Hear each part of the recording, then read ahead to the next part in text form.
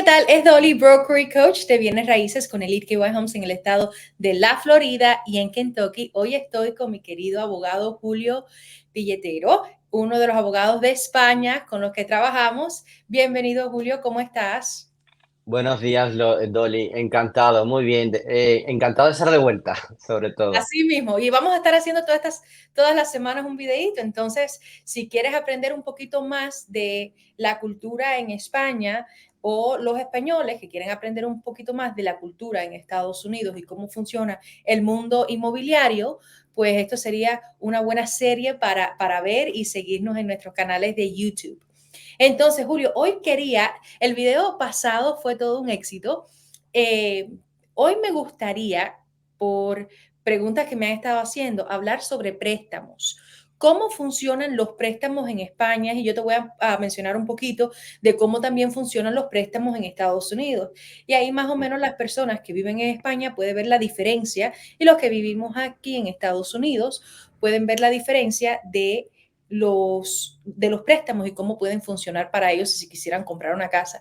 Cuéntame un poquito de eso. Me estabas diciendo que es una conversación larga. Entonces, pues aquí estoy. Cuenta. Sí, a ver, es un proceso bastante largo y bastante especial. Aquí, como en Estados Unidos, y el enfoque que además tú tienes, que me parece muy correcto, que una casa es para toda la vida. Ahora, una casa puede tener muchos usos. En el caso de España, para que quien quiera, por ejemplo, invertir allí, el uso más normal, el más, digamos, rápido que pueda hacer es el de verla como inversión, salvo que estemos hablando pues de una pareja de personas ya ancianas o adultos que quieren jubilarse allí. Incluso ellos podrían utilizarla como inversión porque España es un CACTA, básicamente es el segundo país europeo receptor de turismo detrás de Francia. Entonces tiene, basarán sobre los por lo menos 30, 40 millones de turistas al año. Creo que estoy hablando incluso una cifra que está muy por encima. Y eso la hace muy atractiva. Entonces, una propiedad en España, lo primero es determinar el destino que va a tener para un préstamo. Eso es muy importante porque no es lo mismo utilizarla como un préstamo de inversión que como un préstamo residencial, un préstamo para vivir en la vivienda. Esto es un punto, una cuestión que el comprador, el comprador interesado tiene que distinguir, porque básicamente si no eres español, pues tienes que utilizar distintos procesos inmigratorios para poder adquirir la vivienda, que es un poco lo que le interesa, le podría interesar a un comprador. Yo creo que, Si vamos a su... Hmm. Julio, disculpa que te interrumpa, pero para ir paso a paso y comparar acá, en Estados Unidos funciona más o menos igual. Es interesante que el cliente sepa que si la casa es para inversión, es un tipo de préstamo. Y si la casa es Correcto, para vivirla, es otro correcto. tipo de préstamo, con otros Hmm. intereses, con otro monto que tengas que dar, que es un poquito menos que si fuera para inversión. Y las Hmm. personas que quieren invertir o que quieren comprar, independientemente si la van a vivir o para invertir, si eres fuera de Estados Unidos, hay también programas que pueden calificar, pero esos son Hmm. programas específicos para personas que, por ejemplo, de España o de México, que también me siguen mucho, quieran comprar en Estados Unidos. Hmm. Entonces, hasta ahora está más o menos igual. Vamos a hablar del dinero y cómo funcionan allá en España. Sí, a ver, al final creo que daremos nuestras conclusiones sobre dónde podría ser un poquito mejor, pero en España hay ventajas, pero es complicado. El dinero. Por ejemplo, lo que decía de cuál es el objetivo de la inversión, es determinante también para el capital que se va a poner. Porque, por ejemplo, los préstamos para inversionistas en España, cuando es un inversionista extranjero, más que extranjero, porque incluso pudiendo ser español, pero por ejemplo, ahora nosotros estamos trabajando también con muchos casos de nacionalidad española por la ley de memoria democrática. El hecho de tú convertirte en español con pasaporte español no te hace residente en España y eso haría que incluso con un pasaporte español tú tendrías que calificar como inversionista. No es lo mismo que si vas a España y dices, vale, pero yo voy a residir ahora aquí, tienes que hacer una serie de trámites como empadronarte, tener una vivienda en propiedad o en alquiler y a partir de ahí tu calificación cambia de inversor a residente o a inversor residente, que no es lo mismo. Por eso es muy importante que el cliente o el comprador determine cuál va a ser su proceso inmigratorio, si él va a residir o si no va a residir en el momento de comprar la vivienda, que es el Ah, objetivo. ya. Ahora estamos hablando de las personas que van a invertir que no son españoles. Y después me Claro. gustaría saber también, para comparar, cuando ya tú vives en España, cómo En funciona España, eso, ¿qué cambia? qué cambia. Claro. Pero bueno, ahora estamos hablando de Sí. los Por extranjeros, ejemplo, nosotros que quisiéramos este, comprar allá. exacto, este inversionista que no es español y que no va a poder residir porque va a ser complicado, el capital inicial, vamos a el down payment,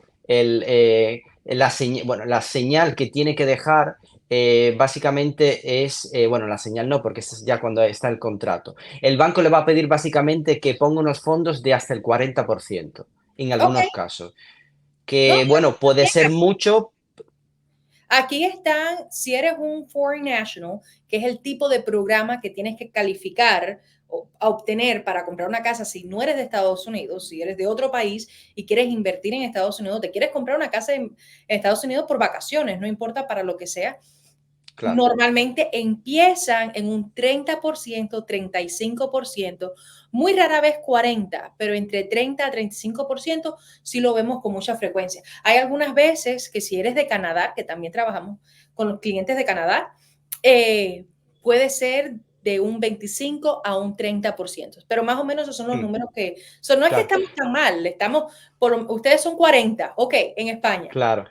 Con un 40, con toda probabilidad, vas a conseguir la financiación, pero podemos empezar en un 30. Menos un 30 sí que es extremadamente inusual a un inversor extranjero completamente. Vamos a decir un americano, un canadiense que va y se va a comprar una propiedad. Luego eso abre el proceso, digamos, de contratación de la hipoteca, porque en España toda la financiación, bueno, el mortgage vendría a ser con hipoteca. Y aquí es cuando la parte, digamos, de España cambia bastante.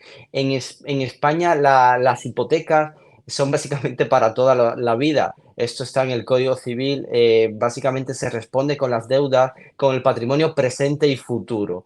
Básicamente no existe como tal la dación en pago. De hecho, la anterior crisis económica, la de 2008, tuvo una repercusión muy fuerte en España porque básicamente en ese momento España tenía un boom de ladrillos, se llamó pues, la crisis del ladrillo en España, había mucha construcción cuando el gobierno de Aznar y se quedó mucha parada. ¿Y qué pasó? Que mucha construcción se quedó en esas condiciones, pero los que ya habían comprado tenían esta hipoteca que esto dio lugar a una crisis de desahucios. Los desahucios son básicamente.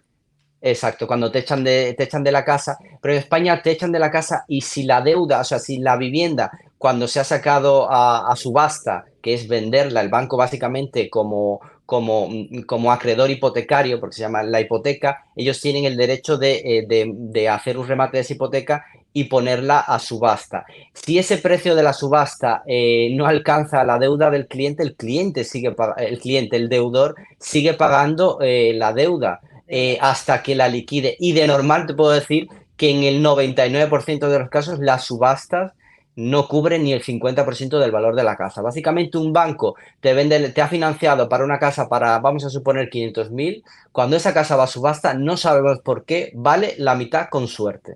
Y eso es una de las grandes diferencias que tenemos, y eso ahí lo habíamos hablado contigo en el otro programa, la cuestión de, por ejemplo, los appraisals, las valoraciones en Estados Unidos son fundamentales y en España lamentablemente es un gran desconocido porque el banco hace sus valoraciones pero no tienen la fuerza y el rigor y sobre todo la vinculación esta que tienen las americanas que están de verdad en consonancia con el mercado.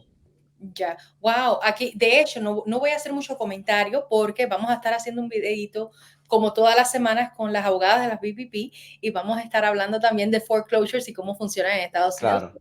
So, los que nos están viendo, busquen ese video que va a estar saliendo esta semana. Y ahora, si alguien, nada más para entender, no me quedó muy claro la parte de que cuando vas a comprar una casa, ¿por qué término es? Porque, ¿cómo que por toda la vida? Aquí normalmente cogemos préstamos de hasta 30 años. Hay préstamos de 40 años. No son Sí. comunes, pero sí los hay. Y sí, también hay préstamos de 15 años, hay préstamos de 10 años, hay préstamos que ahora son menos comunes porque por el sí, interés tan alto como está comparado como estuvo en los últimos años, claro. pero normalmente lo que la mayoría de personas obtiene son préstamos por 30 años. Tú haces Sí, pagos, no, no, ¿vale? correcto. Ah, No me ya, refería a los préstamos. Los préstamos en España, la duración que tienen es bastante estándar, pero la más normal suele ser de 25 es la más inusual, suele ser 30 y hasta 40, que es bastante común. ya. 25, 30, 35 y 40, que es casi de las más comunes. Y hay otro elemento que, por ejemplo, en España no está esta política de no discriminación para la edad, sobre todo del acreedor. Y claro, tenemos con que obviamente la edad es un requisito fundamental. Si tú pides un préstamo hipotecario con una cierta edad, va a ser básicamente, estás condenado a probablemente a que te lo denieguen. Tienes que ir con un coprestamista, tienes que ir con un coprestatario para que tus posibilidades sean mejores. Bueno, Porque si no, en, Aquí en Estados Unidos, como saben, es ilegal que un banco discrimine tu edad. De hecho, yo me acuerdo cuando yo empecé en préstamos, eh, lo, no sé, ya fueron hace más de 15 años atrás, y, y yo me acuerdo darle un préstamo a una persona por 30 años y esa persona tenía como 85 años. No hay manera, el banco no te puede discriminar, no importa la edad que tú tengas, en Estados Unidos no te pueden discriminar ni por tu orientación sexual, no te pueden discriminar por tu edad, no te pueden discriminar por si eres masculino o femenino, no te pueden discriminar. Hay cosas que son básicas. Entonces me claro. estás diciendo que en España es diferente. En España, si tienes más de cierta edad, ahí tenemos un problema y te pueden denegar un préstamo nada más por tu edad. Obviamente no te van a decir que es por tu edad, o sea, no va a estar escrito que, o sea, no hay, legalmente no hay un límite de edad para el cual uno puede solicitar un préstamo, pero es verdad, esto lo he estado viviendo en primera persona, también como mi experiencia de abogado aquí en Miami, de abogado español aquí en estos momentos, y es que Estados Unidos, el sistema bancario, sobre todo lo que tiene que ver con los préstamos, es bastante transparente, incluso esta calificación crediticia que hay, eso en España existe o en Europa existe, pero está oculta. Básicamente el consumidor no sabe en ocasiones por qué le deniegan el préstamo y se piden explicaciones y no hay una explicación clara. Básicamente es el algoritmo del banco pues no ha aprobado el préstamo. Claro, los algoritmos no aprueban préstamos. Los préstamos los aprueban personas, los aprueban bancos que se sirven de algoritmos.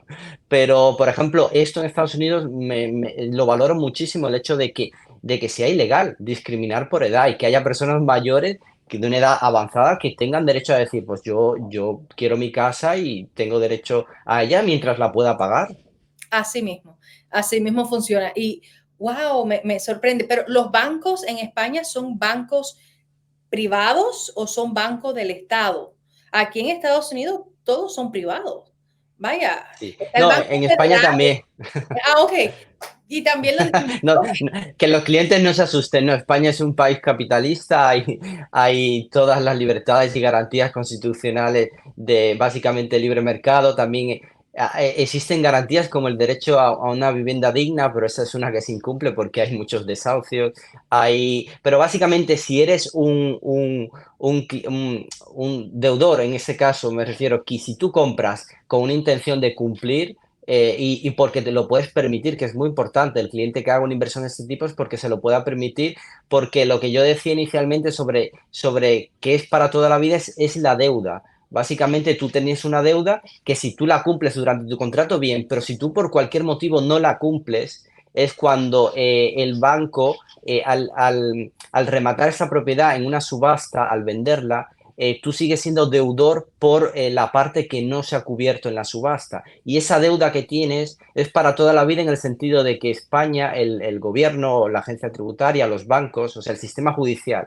básicamente se va a encargar de ir a por el dinero que puedas tener tú, en salarios, en jubilaciones, en cosas, hasta que esa deuda concluya. Por eso es muy importante que quien se quiera, quien quiera emprender esta aventura de adquirir una propiedad en el extranjero, en España concretamente, pues tenga las condiciones para permitírselo. Ya, ok. Aquí sí hay maneras, en Estados Unidos sí hay maneras de deshacerse de esa deuda adicional, pero nuevamente vamos a estar hablando con un videito más adelante de eso.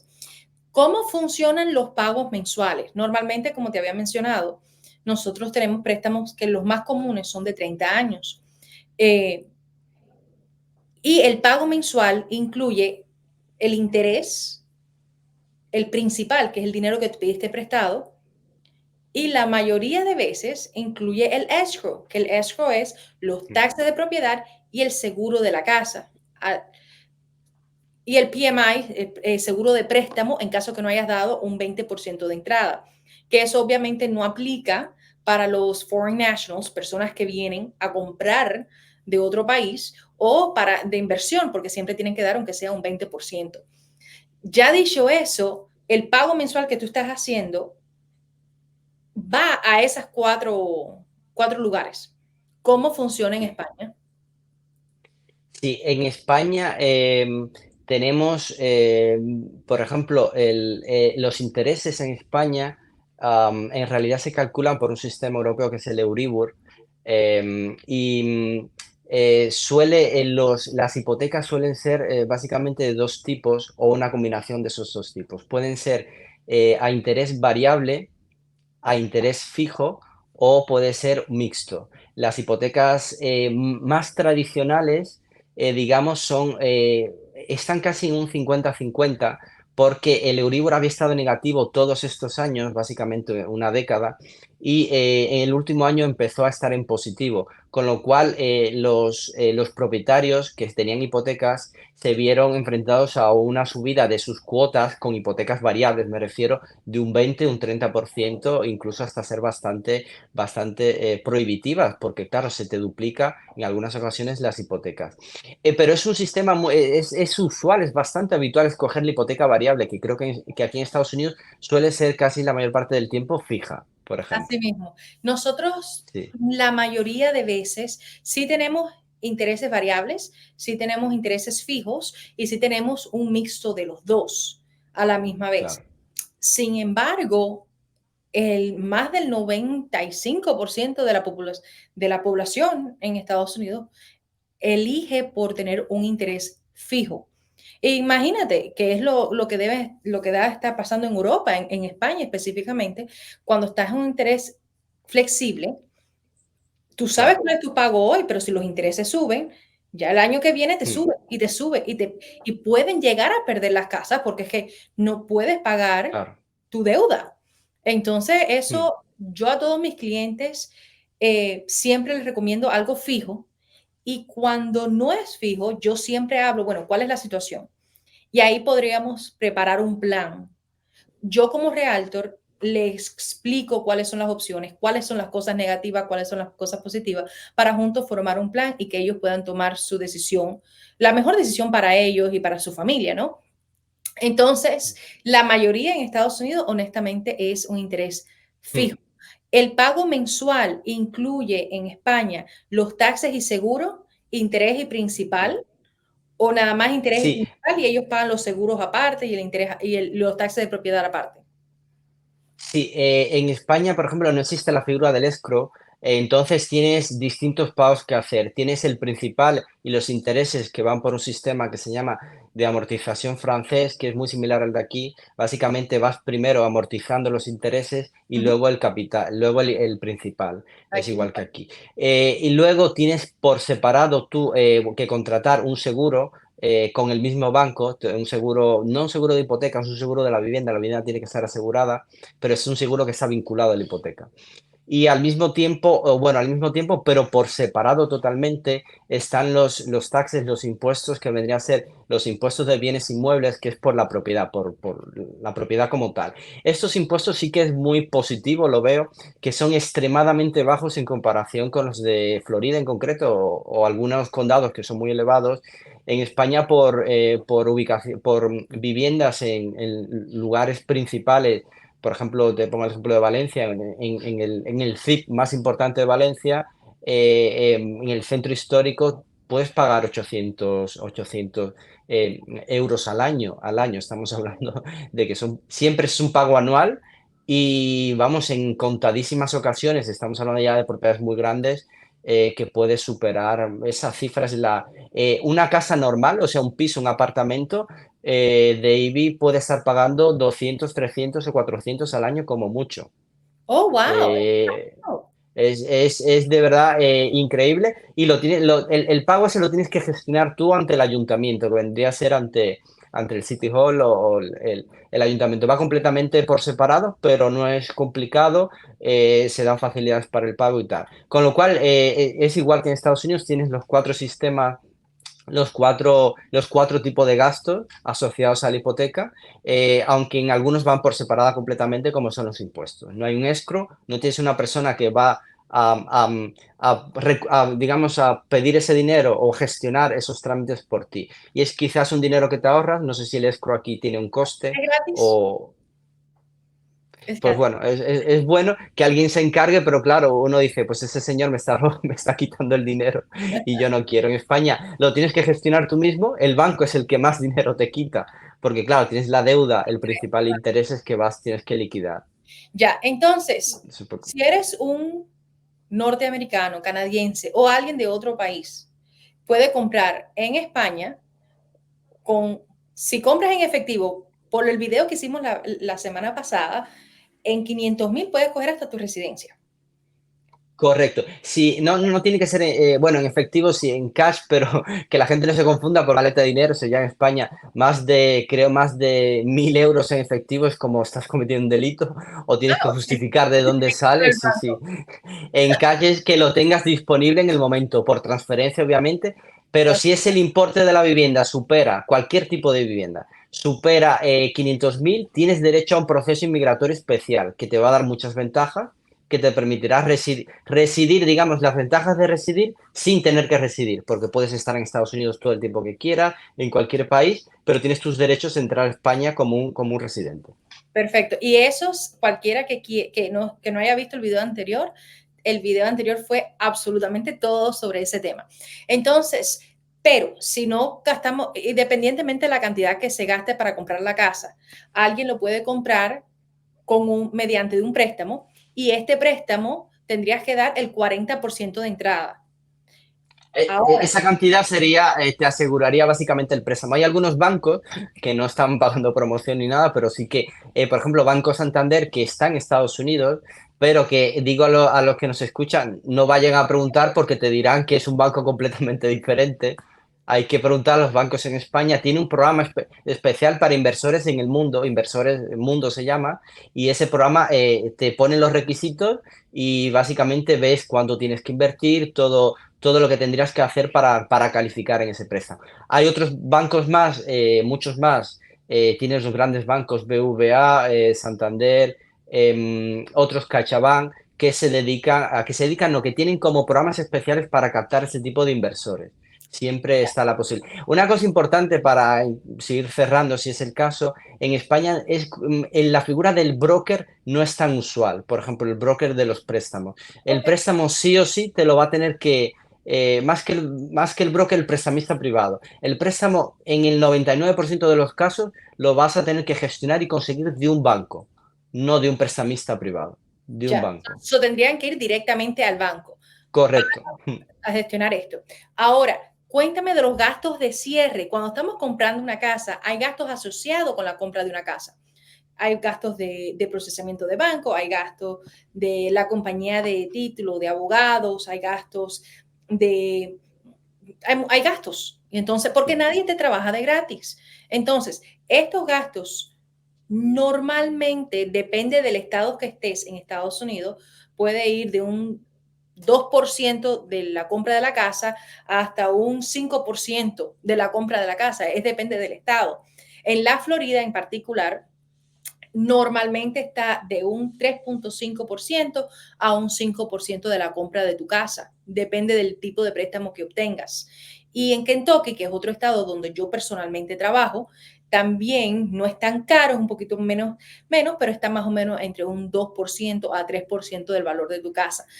¿Cómo es en el valor, no de tu casa, el valor de la compra de tu casa, de lo que estás comprando? ¿Cómo funciona en España los gastos de cierre y más o menos cuánto dinero es? Sí, es muy buena pregunta porque estos gastos en España, más que gastos de cierre, le llaman gastos de hipoteca, porque son los gastos asociados a la hipoteca. Las hipotecas en España tienen una fuerza jurídica muy importante porque se pueden convertir en una deuda para toda la vida, como decía. Eso significa que se tendrán que constituir ante un notario, pero el notario español es completamente diferente del notario americano. El notario español es básicamente una oposición, un concurso que a funcionario, básicamente como si fuera un funcionario público, y es muy estricto, es muy difícil, está a la par de un juez, básicamente, en complejidad de tener ese cargo, digamos, esa profesión, es muy regulada. Y las hipotecas se tienen que cerrar ante notario y el notario verifica que el consumidor, el prestatario, quien está recibiendo el préstamo hipotecario, conozca y se entere de todo lo que está firmando. Ahí no puede haber letra pequeña, es un préstamo muy protegido. Básicamente hay muchos requisitos legales que protegen ese préstamo. En teoría protegen al consumidor para que esté enterado de lo que está haciendo y de los riesgos y de las implicaciones que tiene. Entonces, en realidad, en los últimos años, esto ha sido por una sentencia del Tribunal de Justicia Europeo, se ha determinado que los gastos de constitución de hipoteca antes lo pagaba el cliente, quien va a comprar, el comprador. Ahora los tiene que pagar el banco porque son gastos que en realidad le protegen al banco. Porque el banco, si constituye en hipoteca, él es el primer acreedor. Básicamente es el que va a cobrar si él va a tener todos los derechos, porque tú con esa casa puedes tener un segundo préstamo, un tercero, pero él va a estar por encima porque es una hipoteca y porque es el primero, digamos. Entonces esos gastos ya los cubre él. El cliente, el comprador, lo que vendría a cubrir como gastos de cierre vendría a ser la tasación, que sí que la pide el banco, pero muchas veces el banco la oferta, la incluye dentro de sus gastos, y los gastos de notario, que la parte propia del comprador la cubre él y la parte del banco la cubre el banco. Entonces tenemos que a día de hoy los gastos de cierre para el comprador son bastante menores, la mitad de lo que eran antes, y yo creo que no superan un 2%. Estamos hablando, para una propiedad de 500.000 euros, estamos hablando de gastos de cierre de 2.000 euros, con mucho 2.000, 3.000 euros. Ya, ¿y quién está involucrado? Y esto, yo sé que la semana que viene vamos a estar hablando de algo súper importante también relacionado sobre la compra de una casa y la venta de una casa y la posición que trabaja un realtor en Estados Unidos y un realtor en España. ¿Cuál es la diferencia entre los dos? Pero me interesaría saber estos gastos que estamos hablando, ¿quiénes aquí cuando vas al cierre, por ejemplo, tú tienes que firmar, vamos a una compañía de título o va un notario público a donde tú estés a firmar todos esos documentos? La cantidad de documentos es así, son casi más de 100 páginas. Es mucho si estás usando un banco. Si estás comprando en efectivo, la verdad que son 3, 4 papeles. Pero cuando estamos usando un banco es un poquito más. Las personas que están presentes durante la compra y venta, una transacción de compra y venta de una propiedad, es el realtor, la compañía de título, que honestamente la compañía de título representa a la transacción, no representa ni a un lado ni al otro, sino a la transacción. Eh, a no ser que sean abogados, y abogados también te representan a ti hasta cierto punto. Y el banco, estas personas no necesariamente tienen que ir, pero sí están envueltas en el proceso. Entonces están el realtor, el banco, la compañía de título, que muchas veces no son abogados. Más o menos cobran lo mismo, pero no son abogados. ¿Cómo es en España? ¿Quiénes están involucrados en eso? Sí, en España tenemos, lo primero es que la figura del realtor es muy, muy diferente del agente inmobiliario Estoy español. Eso contenta tendremos un programa para eso. para Eh, eso. en España harían falta realtors de verdad porque ofrecen una información que el comprador difícilmente va a obtener de una sola fuente. En España el comprador tiene que tener, lo que yo aconsejo 100% es que tenga el abogado. Eso es lo primero, porque en España el agente inmobiliario está, pero solo participa en el momento en que se cierra el contrato de compraventa. Porque en España tenemos dos cosas separadas. Una cosa es el contrato de compraventa, el contrato de compra de la vivienda, y otra cosa es cuando se eleva a público con una financiación, con una hipoteca. Entonces, ese contrato cuando se eleva a público ante notario, básicamente tiene que ir una persona apoderada del banco ante el notario a firmar también. Y es ahí cuando se convierte en un documento público que se inscribe a registro, porque eso es importante. En España no existe la figura de la que me has comentado, de el, Compañía de ¿cómo título. has dicho? La compañía de títulos, eso no existe. En España está el registro de la propiedad, que es un registro público, que tiene de nuevo a cargo a un funcionario público, que es el registrador. Y para que sepas la importancia, el anterior presidente del gobierno, Mariano Rajoy, era registrador de la propiedad, de profesión. O sea, que esto es algo como también sacarse la lotería, es muy difícil. Y se encargan básicamente de una cosa tan simple como es tener un récord de las propiedades. Pero esta hipoteca accede al registro y eso es lo que le da fuerza ante terceros. Significa que si esa hipoteca está inscrita en el registro, el banco vuelve a ser el primer beneficiado de esto. Entonces, tenemos que tú por tu cuenta comprador, a través del notario, que es quien lo gestiona, vas a tener que inscribir esa hipoteca en el registro. Entonces, tu casa saldrá en ese registro como que tú eres el dueño, obviamente, pero que esa casa está grabada por una hipoteca. O sea, no es lo mismo tener una casa sin hipoteca que con hipoteca. En España la diferencia es incluso mayor, porque se convierte, es como decir, puede ser una cuestión incluso para vender es complicado, porque tienes que cancelar la hipoteca, tienes que hacer una serie de pasos que ahí el abogado es fundamental. El agente inmobiliario, vuelvo a decir, solo participa en la primera parte de esto, que es cuando el comprador y el vendedor dicen, vale, pues yo te vendo por tanto precio. Ahí se suele hacer un contrato que se llama un contrato de arras, donde el comprador se asegura con el pago de una señal, con un tipo de arras, que arras como una señal, pero en algunos casos pueden tener una repercusión. Por ejemplo, el caso de las penitenciales. Yo pacto contigo que te voy a comprar por 100.000, pero si el vendedor se echa para atrás y yo le he entregado unas arras, vamos a suponer, de 10.000, él me las tiene que devolver duplicadas. Si él se echa para atrás porque cambia de idea, hay como un castigo a que él se echara para atrás. Es como, Entonces, aquí eso es hablamos del depósito, el earnest money exacto. deposit, algo así, ok. Es un poco el depósito, pero es una cosa que está en el Código Civil, que es muy antiguo. Hay distintos tipos de arras y el realtor básicamente te ayuda a preparar este contrato, pero en realidad es deficiente cuando lo hacen ellos. Yo sugiero que esté un abogado, porque hay contratos que son más complicados por la propiedad, por una serie de cosas. Y luego el abogado además te tendría que acompañar como figura colateral, porque no es obligatorio en la parte de la hipoteca y de la financiación. Pero entonces el comprador tiene que ir con el agente, por un lado. Con el abogado siempre, que es lo que recomiendo, pero bueno, podría ir sin abogado, que pasa mucho. Luego con el banco a gestionar la financiación. El banco es como un muro, es complicadísimo. Los bancos en España, la atención al público es saturadísima, es complicado, te dan información, pero es muy complicado tener un abogado y puede ayudar bastante. Luego tiene que ir con el notario, que puede ir solo, pero el notario está muy acostumbrado a este tipo de trámites, pero un notario trabaja para 5.000 clientes, mientras que el abogado trabaja para el comprador en ese momento concreto. Un notario en un día puede tener 30 40 firmas de distintas cosas. El abogado que te está acompañando solo va a tener esa firma contigo o con otro cliente, pero solo va a tener muy poquita.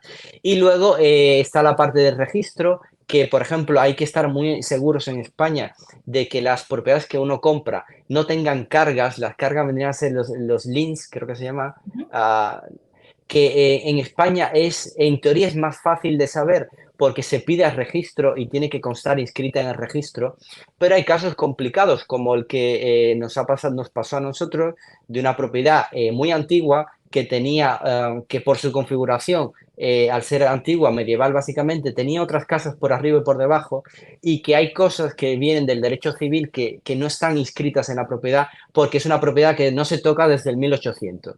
Y cuando tú vas al registro, o cuando has comprado y vas a inscribir el acto de registro, el registro te dice, no, pero aquí hay esto y esto no está solucionado. Y no es pagar una multa o pagar algo para arreglarlo, es ir en algunos casos a litigio si la otra parte no quiere aceptar, ponerse de acuerdo para solucionar el problema, haciendo lo que una escritura, un acto público. Y ahí Entonces, es incomplicado. si ya tú habías contratado a un abogado para que te ayude, tiene sentido de que si algún litigio pasa, pues puede ir al mismo abogado o los abogados. Correcto, absolutamente. Porque en Estados Unidos hay abogados de bienes raíces que no hacen litigio.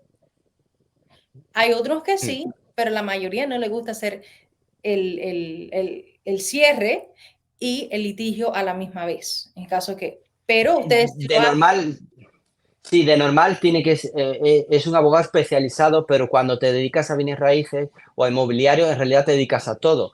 Obviamente puedes tener en el equipo a alguien que esté experto, sea experto en litigación, pero lo importante en España para los temas de propiedades de bienes raíces, básicamente es el Código Civil, que es una ley, un libro de leyes muy antiguo, y es donde está regulado todo el derecho civil de las propiedades, cómo funciona, por ejemplo, las limitaciones que las partes pueden pactar, como el vuelo, por ejemplo, el derecho de vistas, los límites entre una propiedad y otra, cómo se establecen si no están bien definidos. En España tenemos que registros de la propiedad, que es donde están escritas las propiedades. Es un registro también muy antiguo, y que funciona con este esquema tan, digamos, tradicional. A mí me ha gustado mucho descubrir aquí cómo funciona los appraisal, ¿cómo se llama? En Los los, surveys, en los City Council está el Property Appraisal del County, el County Property Appraisal. Yo me he quedado de verdad maravillado cuando vi que se pueden encontrar las propiedades, todos los datos de unas propiedades aquí en Estados Unidos en el sitio web del condado.